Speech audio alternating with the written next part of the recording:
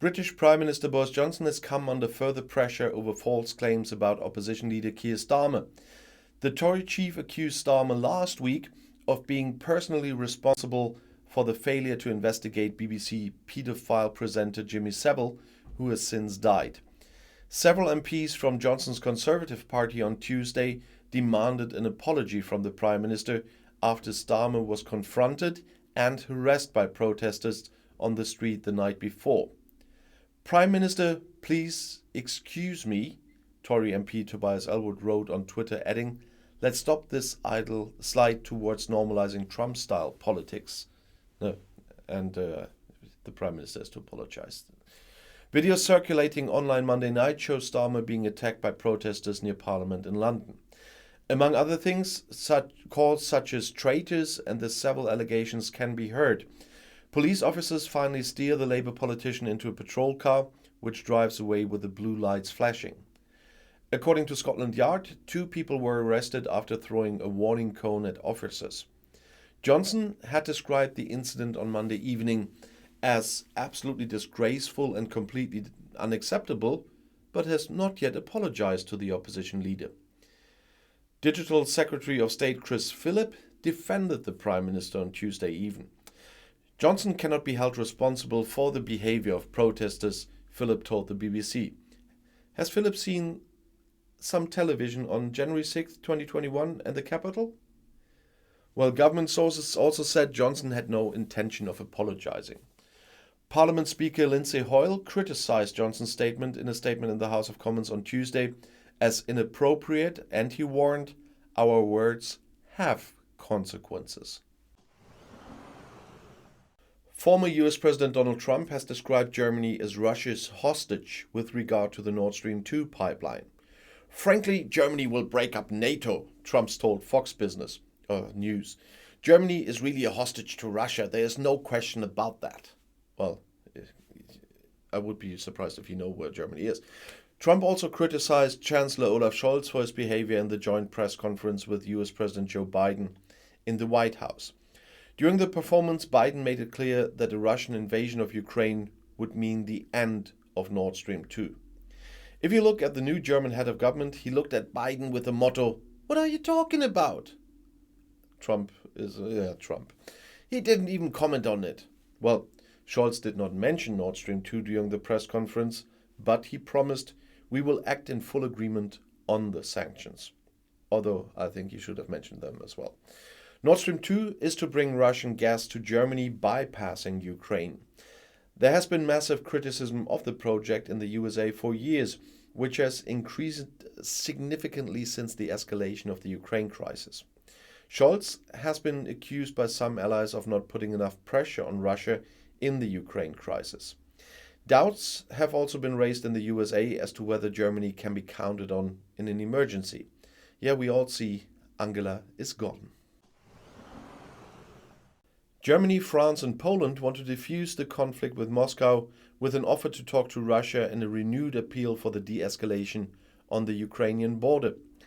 After a top-level meeting on Tuesday evening in the Berlin Chancellery, the 3 states declared their willingness to participate constructively in substantial and results-oriented talks on security issues that are of mutual interest. At the same time, Chancellor Olaf Scholz and the 2 presidents, Emmanuel Macron and Andrzej Duda, made it clear that any further military aggression by Russia against Ukraine will have massive consequences and will have a high price. Scholz called the Russian troop deployment on the border with Ukraine very worrying. Similar to Macron, he emphasized, "Our common goal is to prevent a war in Europe." Nevertheless, Russia must be aware that an invasion of the former Soviet Republic would have political, economic, and certainly also geostrategic consequences. Duda spoke of the most difficult situation in which NATO and the EU have found themselves since 1989, the year the wall fell. Referring to the Russian troop deployment, he said, "We are all wondering what will happen after that. What effect will this movement of troops have, which the world and Europe has not seen since World War II?" In their joint statement, the 3 representatives of the so-called Weimar Triangle, called on Russia to enter into a substantive dialogue about security on the European continent. While the concentration of Russian troops near the Ukrainian border is causing great concern, Ukraine is showing continued restraint and is pursuing a diplomatic approach.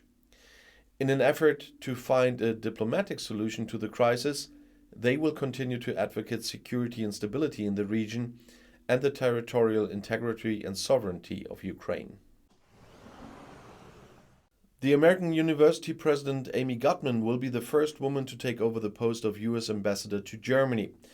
With the approval of the Senate in Washington, the candidate of President Joe Biden cleared the last political hurdle on Tuesday.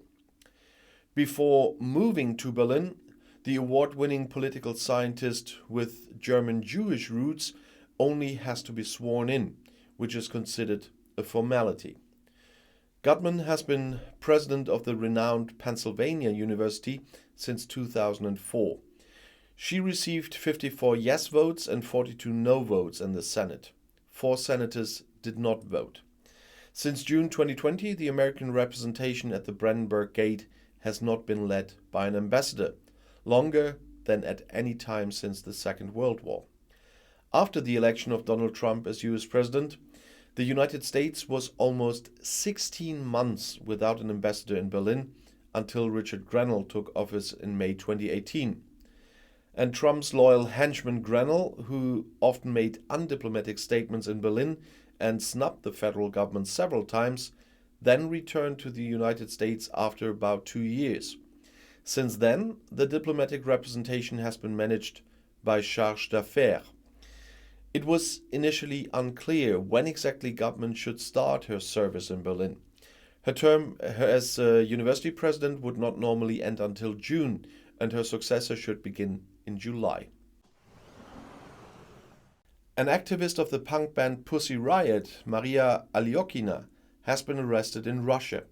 The 33-year-old was visited by prison staff in Moscow and then arrested, the Interfax agency reported, citing her lawyer Daniil Berman. Because of a post on social networks in 2015, Alyokhina faces 15 days in prison. Alyokhina was sentenced to 1 year in prison in September in connection with calls for demonstrations for the imprisoned Kremlin opponent Alexei Navalny. She is not allowed to leave her apartment at night.